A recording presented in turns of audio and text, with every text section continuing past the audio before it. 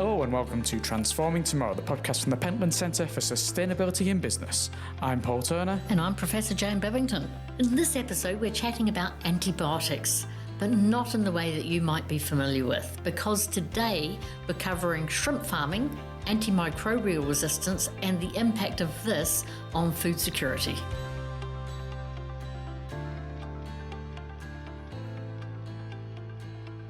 Now, Jan, I don't know if you know this about me, but my body does not necessarily like antibiotics as much as I'd like my body to like antibiotics. Oh, that's interesting. So is that like an allergy? I have an allergy towards penicillin.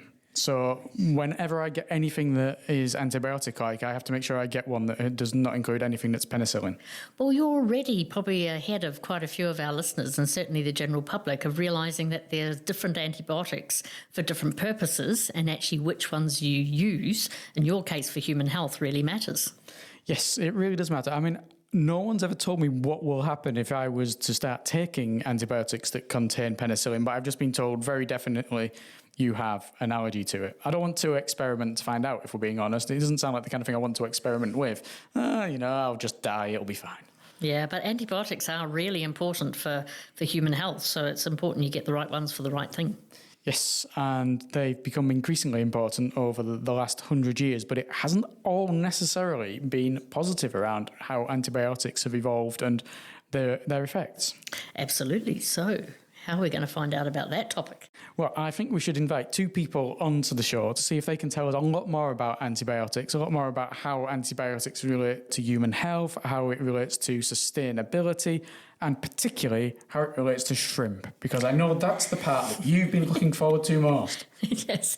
Well, these are buddies of mine from the Seafood Business for Ocean Stewardship. So in that respect, it's folk I know well and whose work I really admire. So I think our listeners are in for a real treat.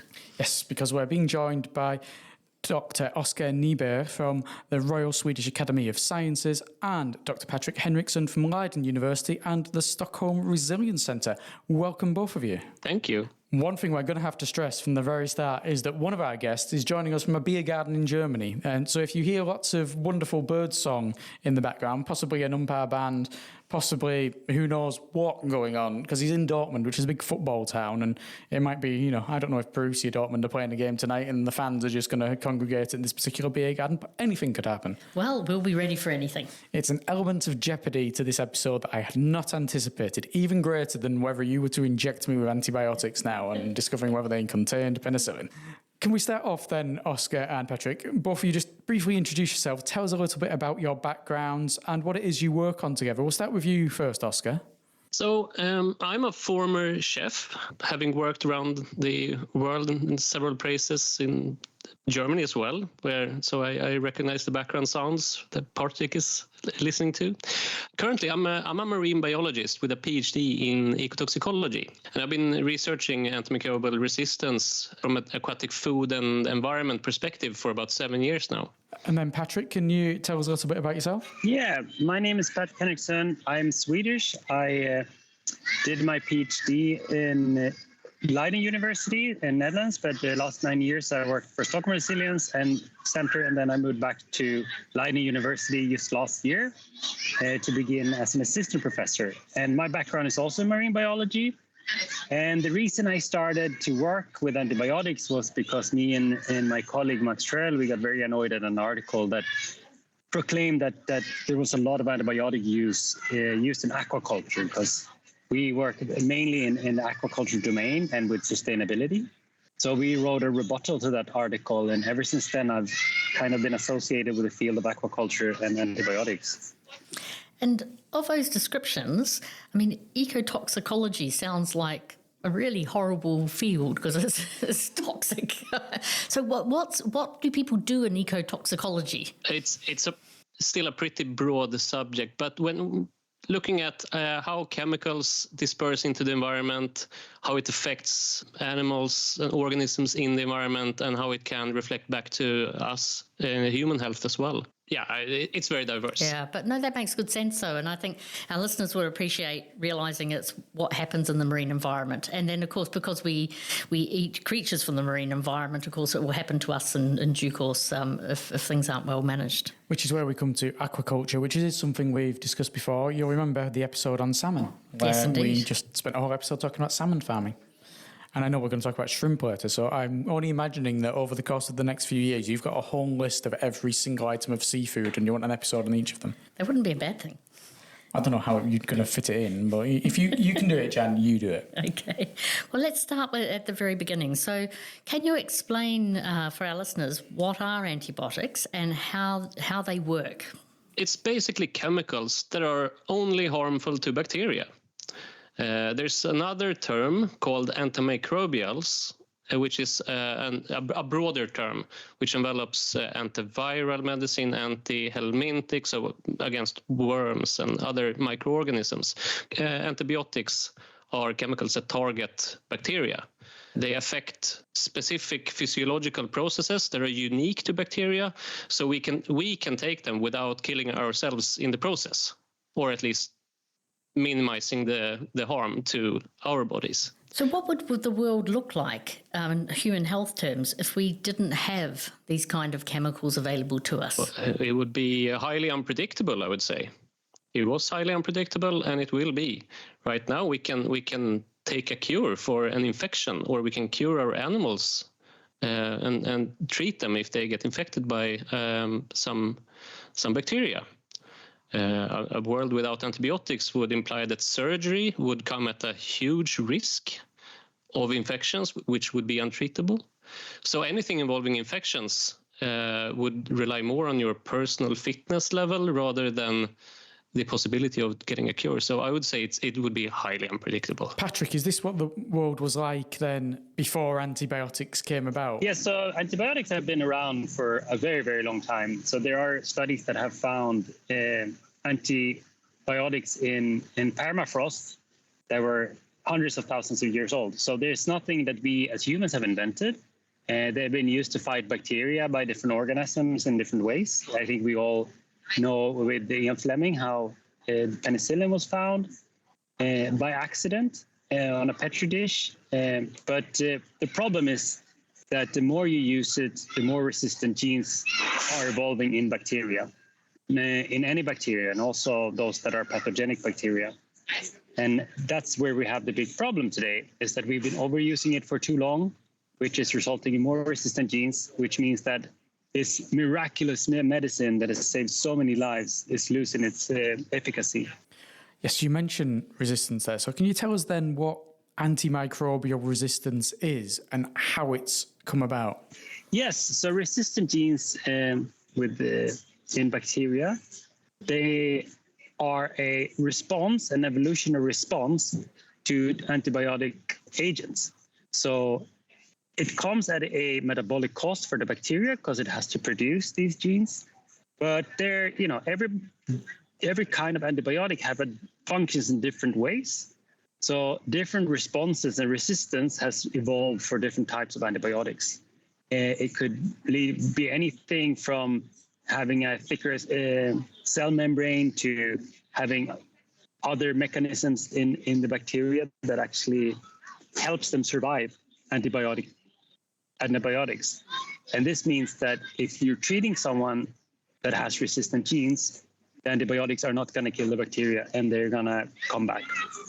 And that's the big problem. So would this be, you talk about the fact that antibiotics were there in permafrost hundreds, thousands of years ago. Is antimicrobial resistance a natural thing as well? Is it just the case that it's maybe been accelerated by humans working so much to develop new antibiotics?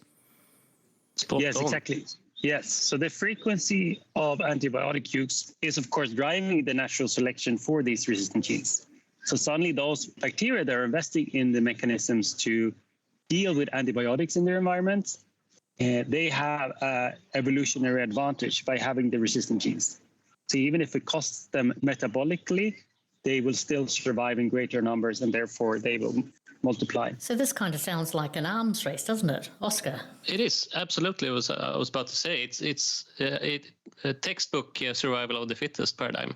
It plays very much in the case of bacteria that are present in a hostile environment.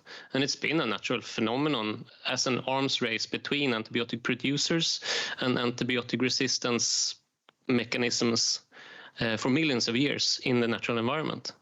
And it's only recently, until we started mass producing these antibiotics and emitting them into the environment, that we opened up for huge areas in the environment for bacteria to get exposed to these antibiotics and subsequently needing to evolve a response to it by either perishing or acquiring resistance. And quite often you read in some of these big risk reports that, there's climate change, there's pandemics, there's all sorts of these things that we kind of make some sense of, but antimicrobial resistance to antibiotics is often highlighted as well. So if that were to become a widespread phenomenon, are we back in the past where a cut and an infection could, literally kill you? Or what kind of world are we in if we get in trouble with these medicines? That's unfortunately the way that some researchers are predicting we're heading. And this is often what we refer to as superbugs. So there's been quite a few outbreaks, different types of bacteria, and none of the antibiotics we know of. So we often start with the milder ones, things like penicillin. If they don't bite, you try something else. In modern medicine, we often test which antibiotics that the bacteria are resistant against before we medicate people. But if your bacteria is resistant to the whole arsenal, then we're in a very bad spot and we're back to medieval times in terms of medical treatments. Are there particular groups in society who are going to be worse affected by this? So that maybe those who are immunocompromised, those who maybe have other existing ailments, etc. Who are the people who are going to be worst hit by these changing developments in antimicrobial resistance? So it's a quite complex picture there. On one hand, anyone who's prone to get an infection will be a target for antimicrobial resistant bacteria. But then you can look at a large scale, low and middle income countries. The healthcare system isn't as advanced as in our Western society. It comes at a large risk for these populations. Specifically, you have climate change affecting the disease patterns on a global scale as well. It's hard to predict, but tropical areas where you have higher rates of infections in general. Sorry, just to add to this, I would like to also refer back to what Oskar mentioned earlier, is that this is not only if you get a disease, it is also used preemptively to treat, for example, infections following surgery. So it's not just disease outbreaks, but it's also a lot of modern medical treatments that are where we use antibiotics to sterilize and prevent infections that also would not be effective. So I'd like to pivot our conversation a wee bit now, because this has really sort of had a human health focus today, which is appropriate. But you guys aren't human health researchers primarily. You're looking at the marine environment and looking at seafood. So antibiotics are also used in food production systems, not solely in seafood, but in other production systems as well. Why would farmers be using antibiotics? For the same reason that you would like to use antibiotics. You don't want your animals to die from an infection or experience morbidity from an infection. It's as simple as that. You can prevent crops or your in this case that we are working in, a whole shrimp pond worth hundreds of thousands of dollars. You can prevent mortalities in this pond and produce food and earn money. And is there some link here between the intensification of some forms of farming and antibiotic use, in terms of if you put lots of critters close together, you'll have more of a need for antibiotics? So is there sort of like some farm management or animal management processes that might also help with this process? Absolutely. Farm management and animal density is play a huge role in why you would need antibiotics. Low densities of animals in pastures means that they're less stressed, and then they aren't as prone to get an infection. But animals at high densities generally experience increased stress, and increased stress is just bad for the body's immune defense system, which and then you also the densities just imply a shorter vector of disease transmission between animals, which would then lead to a higher spread of infection within a population. So I'd like to assume that farmers can't just go out there, or anyone involved in any kind of food rearing, and use whichever antibiotics they want, whenever they want, wherever they want. So what rules are there that are in place when it comes to using antibiotics in food production systems? Historically, when we started using antibiotics in food production systems, it was also a realization that by using them prophylactically, which means that without even having a disease, a lot of animals would grow faster. So some farmers in the past were actually using antibiotics as sort of a growth hormone. This is today not legal in most parts of the world, but we know it exists in other parts. And building on that, the use has kind of been regulated differently in different parts of the world. And most countries have different strategies for this. Some are more elaborate than others. Many have a list of antibiotics that are allowed, and many only allow antibiotics used after being prescribed by veterinarians. Unfortunately, there's many parts of the world that also don't regulate their antibiotics so well. So you can sell over-the-counter antibiotics, which means that farmers themselves might go and buy those antibiotics and treat their animals themselves. And because we know it's a broad spectrum medical agent, it's often preferred. If you can't diagnose this disease, it's the first go-to medicine for a lot of animals. And when farmers get stressed because their animals are sick, they often just use antibiotics because it's the easiest way to go about it. We know also in recent years, there's been a lot of development of vaccines, which have reduced use, and some vaccines are very efficient at reducing use. And for example, with Norwegian salmon, antibiotic use is almost eliminated. Thanks to vaccines. Unfortunately, it doesn't work for all animals. So invertebrates has a different immune response system than vertebrates, which means that we can't develop vaccines for invertebrates like we have done for vertebrates. And that's where animals like shrimp are more challenging than finfish. So when a farmer is facing an outbreak, are there, and you say a vet will prescribe antibiotics, are they different antibiotics than my doctor would prescribe me? So are there sort of like categories of antibiotics that are kept separate for different populations of animals versus humans, but also between different types of animals as well?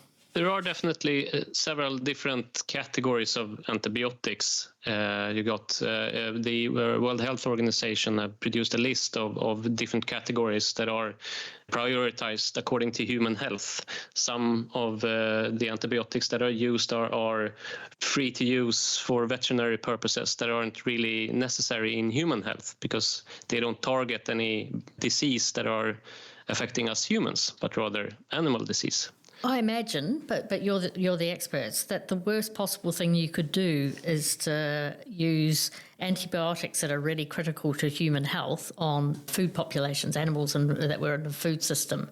So would there be some antibiotics that like a vet couldn't prescribe that only a doctor would have access to? And do those separations break down where there's poor regulation of antibiotic use in general? Short answer, it's complicated. But yeah, when veterinarians prescribe antibiotics for animals here in Sweden, for instance, there's a highly regulated area comparing to Southeast Asia. It's much less regulated on what is what will be prescribed to animals versus humans. Are there potential health implications for humans if they're consuming lots of food that's been treated by antibiotics, animal antibiotics? A short backstory, that the only way that, for instance, we in EU can regulate that we're not importing animal products that comes from antibiotic use is to screen these products for antimicrobial residues. Eating animal meats or food products that contain antibiotic residues, I wouldn't say is of a huge importance to our health, or even would impact antimicrobial resistance development in us severely at all. The thing is that if you can prove that antimicrobials have been used in the production of these animal food products, chicken or fish or beef or whatever, then you will know that antibiotics have been used, and we don't want to use too much antibiotics in our animal production, simply.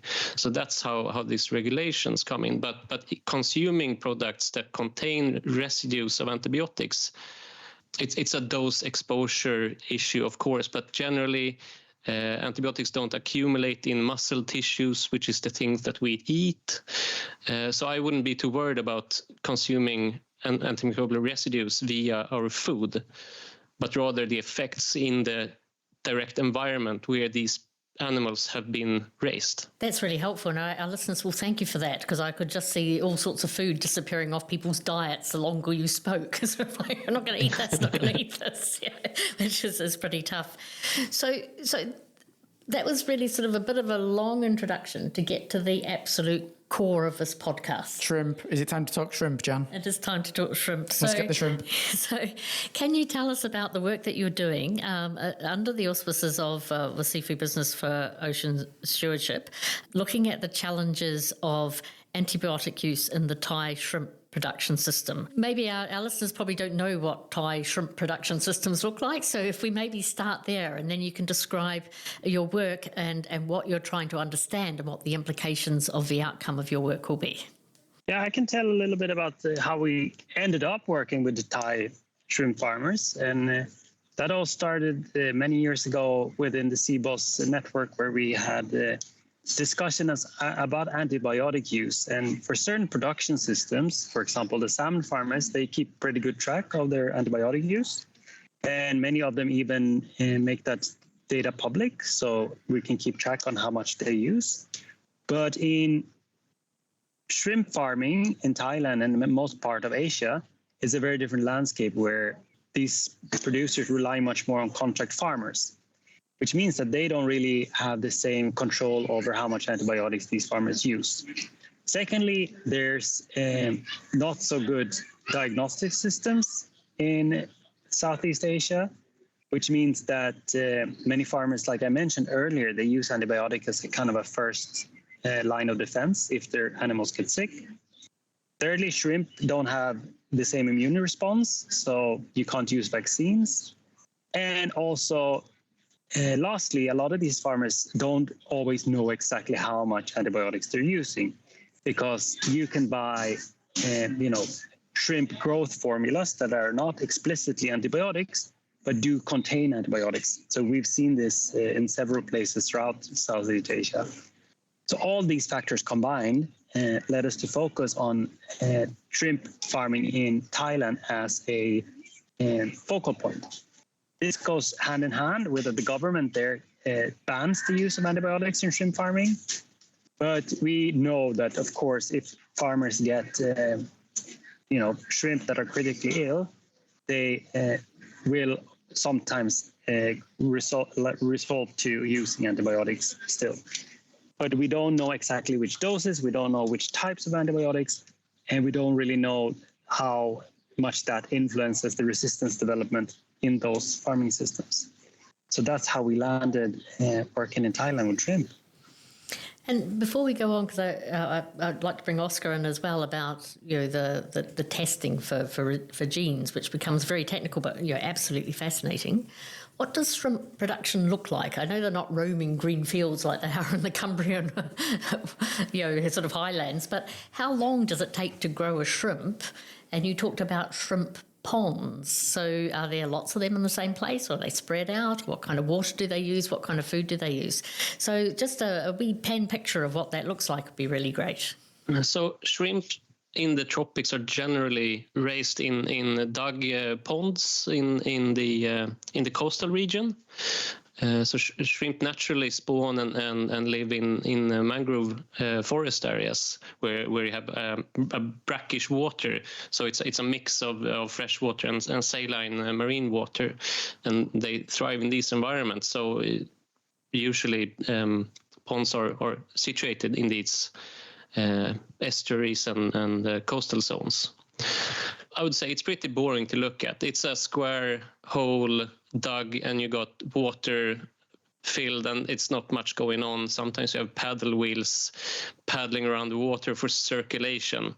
But down there under the water, there's thousands and thousands of shrimp that are being fed these tiny pellets of food containing a wide variety of stuff, mix of proteins and grains and fish meal and such. I'm actually not sure exactly the details of what shrimp love to eat, but I'm sure it's not sausages at least.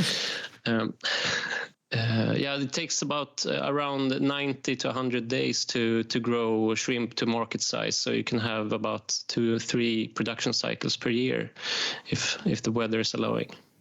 And can you harvest your shrimp and then put shrimp back into the same ponds, or do they need resting periods in between growing different crops?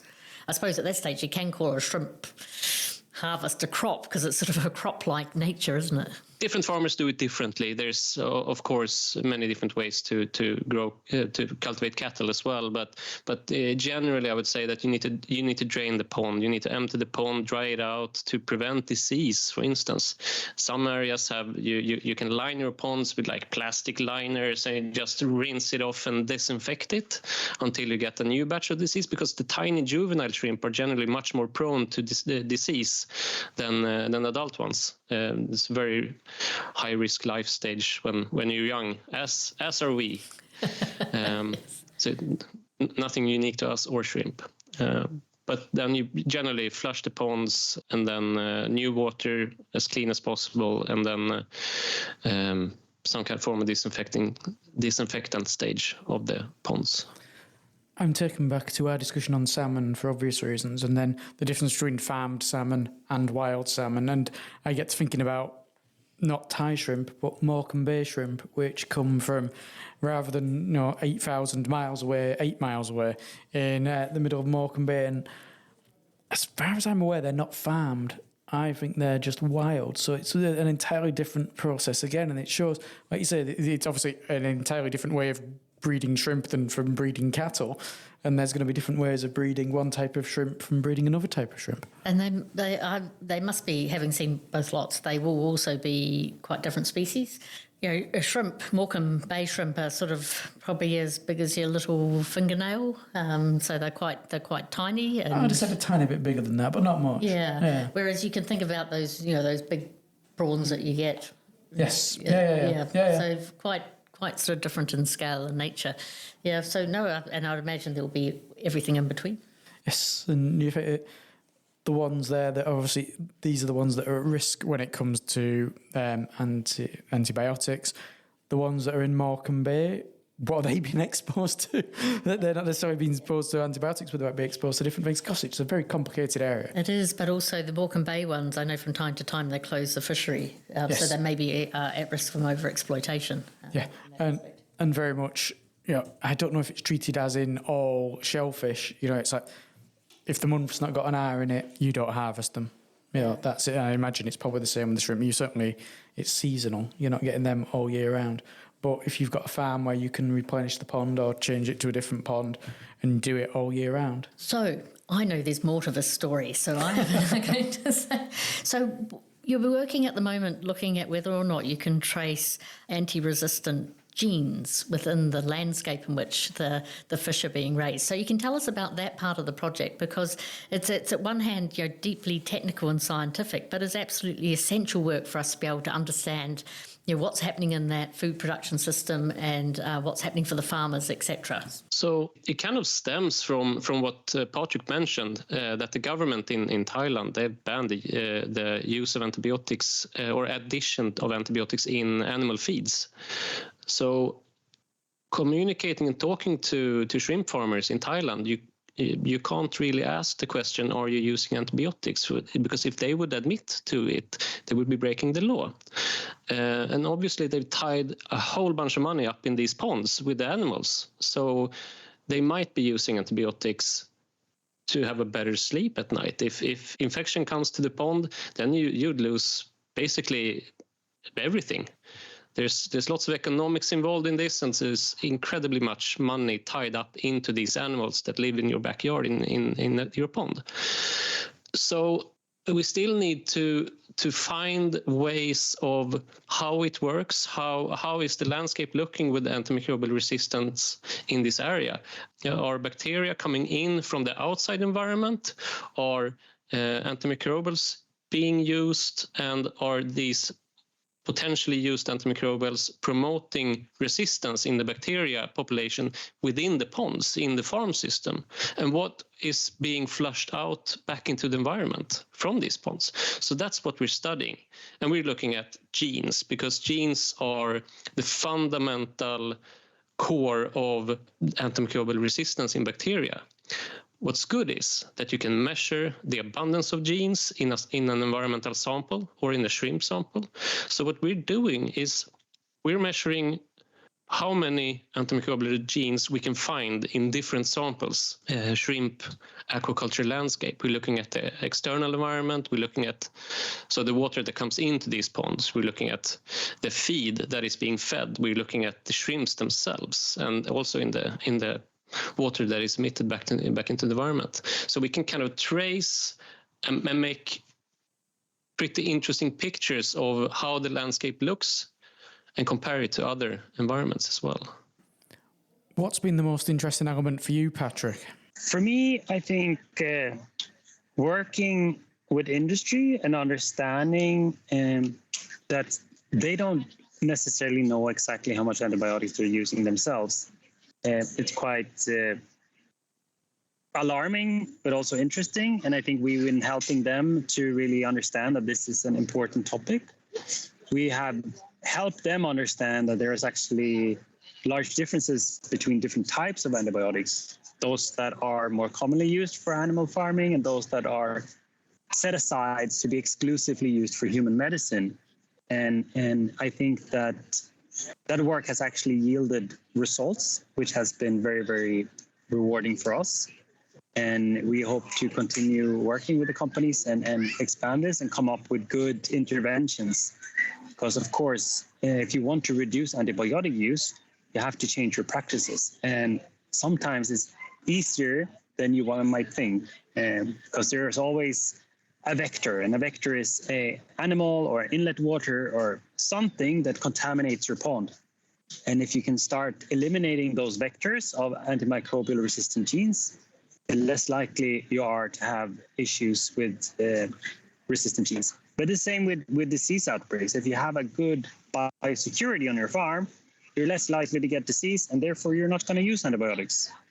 Well, I really like the way you described that, Patrik, because in some ways you can almost see it as being, a police force, like stop doing this, don't do that, bad people, bad this. But I like the way you frame it. It's actually about farmer livelihoods and how they can understand the environment within which they're operating, and how your data and expertise and the highly technical information you can generate from sampling what's happening in the landscape can help a farmer actually produce good food, live well, etc. So, I mean, that's the essence of sustainable development as we might be trying to achieve it. Yeah, and some of these early lessons that aquaculture farmers learned, that they were sharing equipment and then they were moving equipment from farm to farm. And of course, that was a great way to spread disease. So if you have better practices and simply sterilize your equipment, and you have these simple tools, can really, really reduce the need of antibiotic use. And it's a really interesting landscape. So in Thailand, there's so many different ways to deal with biosecurity and increase biosecurity. Everything from raising the absolute bar just a little bit up can have a massive improvement. And you can see everything from cultivating shrimp in any adjacent waterway that you have no control over, straight into a pond, grow shrimp and water straight out, to having chemical treatment of water in a separate pond on your farm, up to highly technological water treatment plants with ultra filtered water and UV sterilization and recirculating water, which are super duper high tech operations. So there's a whole range of how different farmers deal with biosecurity and preventing disease from breaking out. As a consumer then, what sort of safety guarantees are there in place when it comes to the food you're buying and the level of antibiotics that may have been used in its farming? Yeah, so when we were kind of looking at a rebuttal towards this article that was proclaiming that aquaculture was a hotspot for antibiotic use, we went and we looked at import records in the European Union, the US, and Japan, because there are screenings for antibiotic residues. So residues are the active ingredients or the metabolites from the use of antibiotics in the farms.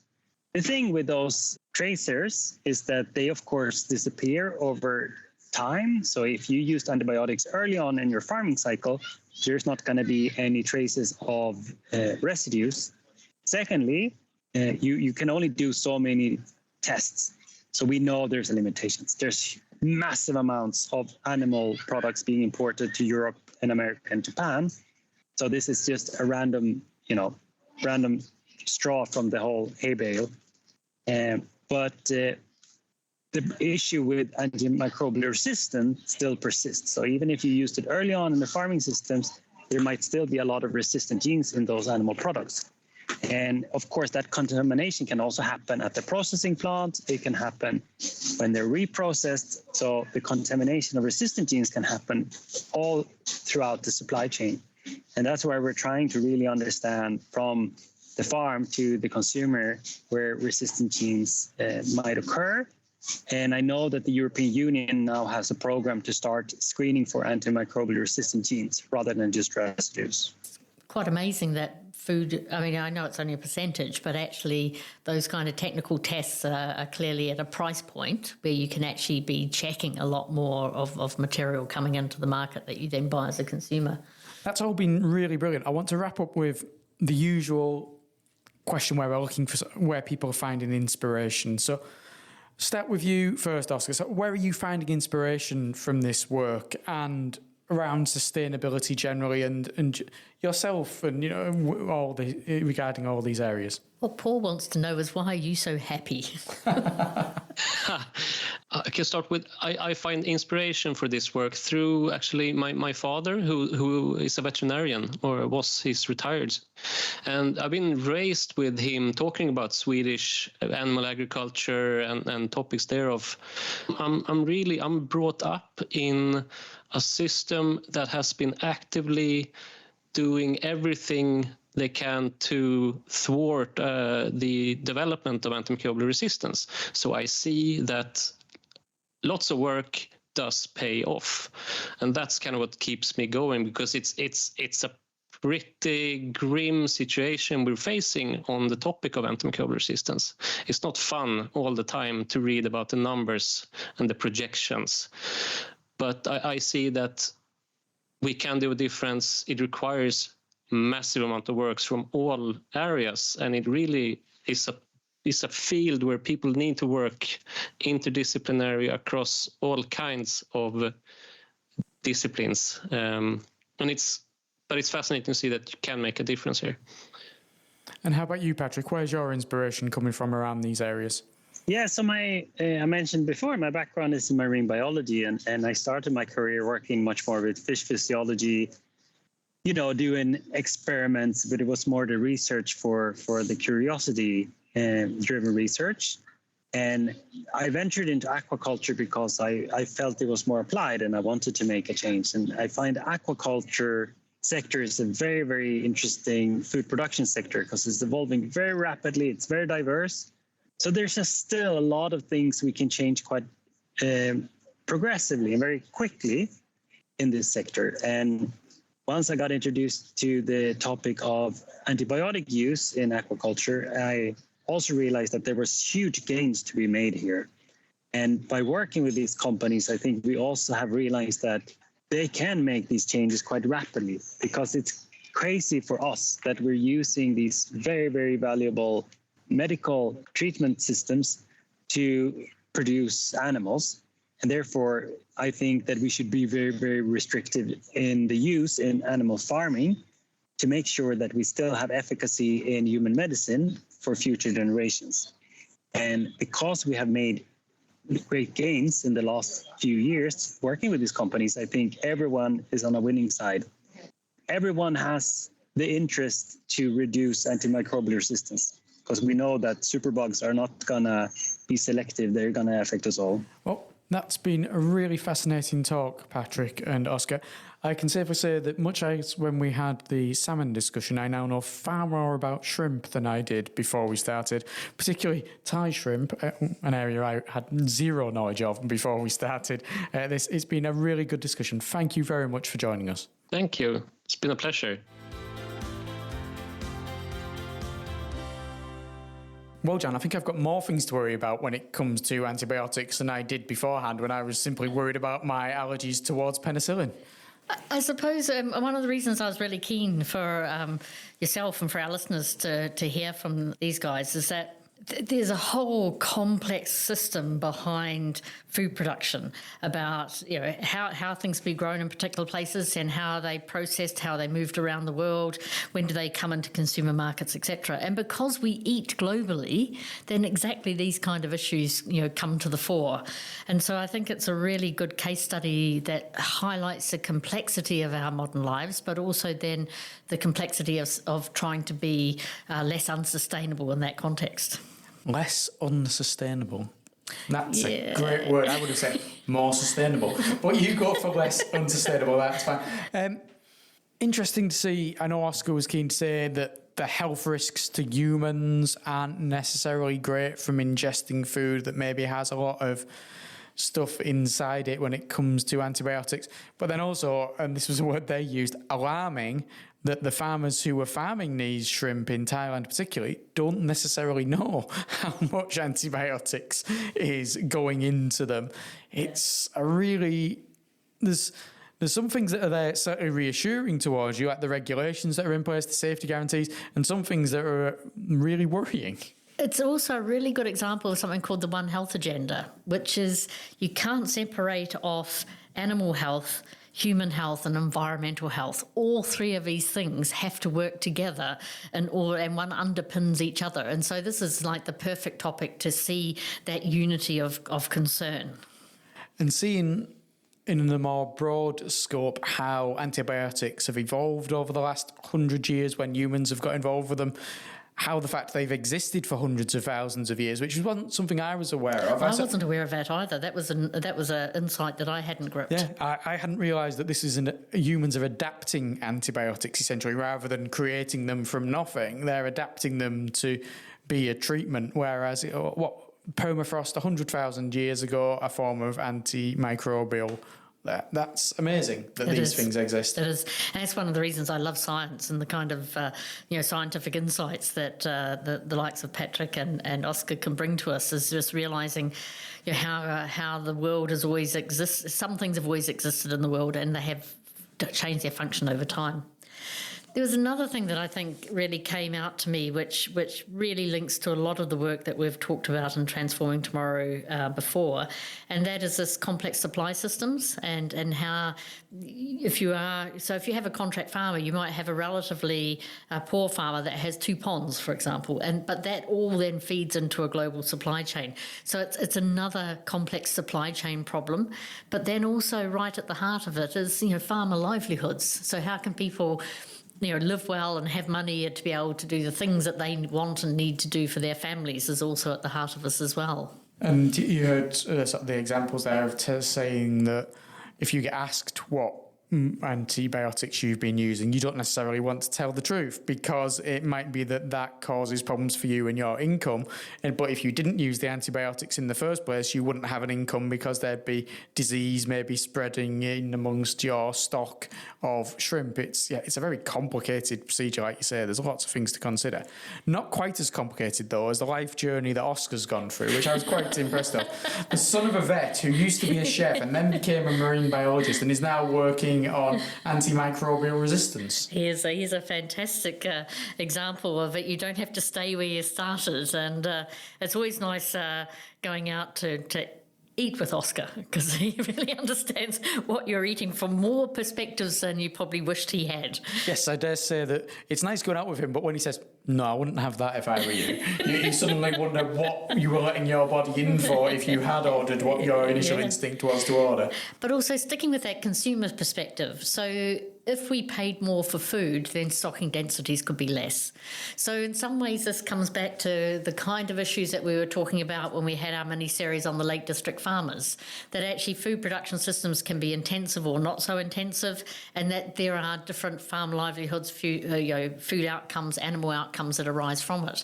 So it really, in the microcosm of a Thai shrimp, you can open up all of those conversations. And I remember from those discussions we had with the Lake District farmers, the fact that you don't necessarily have to eat as much in quantity if what you've got is packed better with the elements, the vitamins, etc., the various ingredients that your body needs. And I dare say the same is true for shrimp as well. So it's not as if we need to have shrimp farms here, there and everywhere producing millions more shrimp every year if we can make sure that the nutrients that the shrimp that are being produced have within them are there. Yeah, absolutely. There we are. I was going to say in a nutshell, but it's not a nutshell, is it? In a shrimp shell. In a shrimp shell. A shrimp shell. I can't even say that. She sells shrimp shells. No, hang on. That's not quite right. No, that's something different indeed. Yes. Let's not get our tongues twisted. Let's instead look ahead to next week, because next week, and we're coming towards the end of the series, but not quite there yet, but very nearly there, we're going to be talking about education, university transformation, and how all of this relates to sustainability. Yeah, it's a topic we've touched on before, but one for which there's many reasons to come back to. Yes, we've spoken about it with people from within this university. We're going to be speaking with someone from outside the university next week. Dr Alex Ryan is going to be joining us, and that's going to be a really interesting conversation. Until then, thank you very much for listening. I'm Paul Turner. And I'm Professor Jan Babington.